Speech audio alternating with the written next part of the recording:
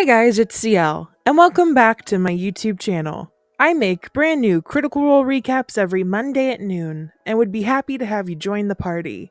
If you haven't already, please go ahead and subscribe, and hit the Bertrand bell to be notified of future videos. Now, without further ado, let's discuss the 25th episode of Campaign 3 of Critical Role.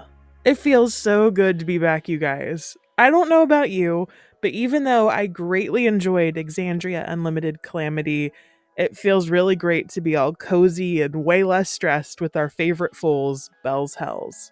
The episode begins with our heroes and their newly acquired friend, Dusk, as they make their way to the Taste of Tal'Dorei, a novelty restaurant they should definitely open should Matt's dreams of Critical Role Land come to fruition.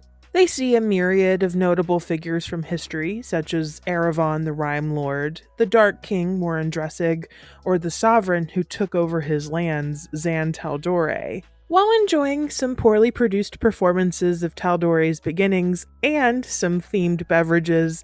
Bell's Hells learn that Dusk was brought to the material plane by none other than Bertie and Ollie Calloway, Fearne's parents.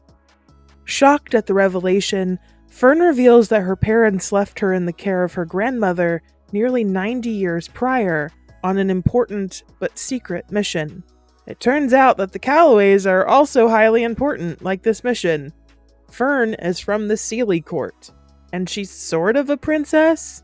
Maybe? There was still a lot to be revealed as Imogen is able to contact Bertie Calloway and relay that Fearne and Dusk are together and looking for them.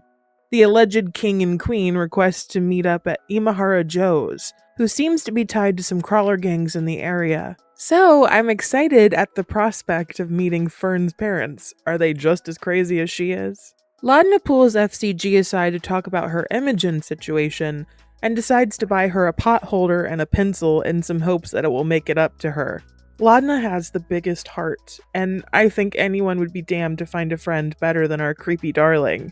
Bell's Hells vacate the Taste of Tal'Dorei before the lunch rush and use the orb findy thing to track down Armand Treshy. Except, the item that they had been tracking on Treshy was sold. It seems that the man had pawned off his most prized possession. But what for? Is it Imogen's theory that maybe since he's on hard times right now, he may have been strapped for gold? Or does he know that there's been an enchantment placed on it, and they've now lost Treshy? The party decides to go check out the Paragon Calls, the group Treshy has been working with, fortress known as the Seat of Disdain. What caused the stain? I don't really want to know.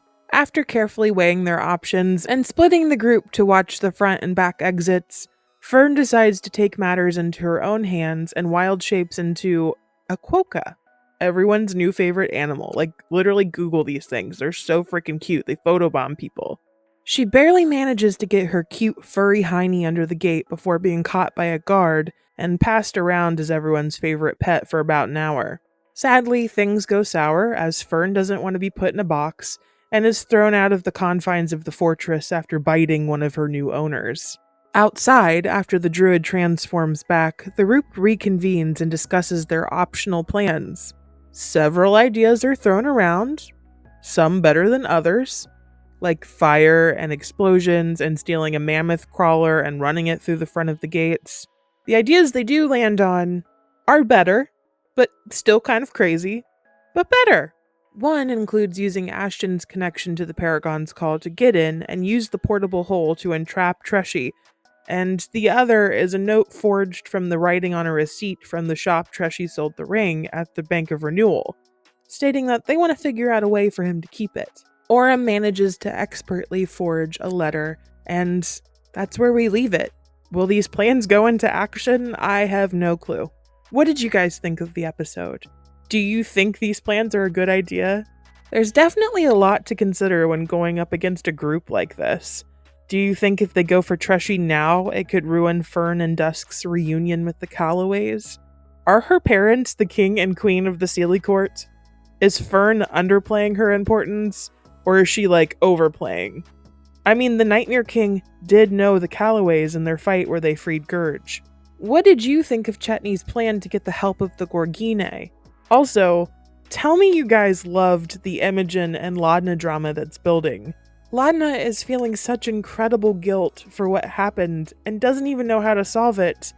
And then you have Imogen over here thinking everything is fine and that Laudna's moved on and she's bonding with Dusk. I swear these two. Were you just as happy as I was at Dusk's questioning of their relationship? The tea in Imogen's response, though. Tell me your thoughts in the comments below. Also, what are these names? The Seed of Disdain? My cunts? I don't know. I love you, Matthew. If you haven't already, please go ahead and subscribe and like the video. And check out my other recaps of Campaign 3 and Exandria Unlimited Calamity on my channel, or my album Scorpio, now streaming everywhere. Thank you so much for watching. Stay safe out there. Good day, my friends. But there's an Uber outside.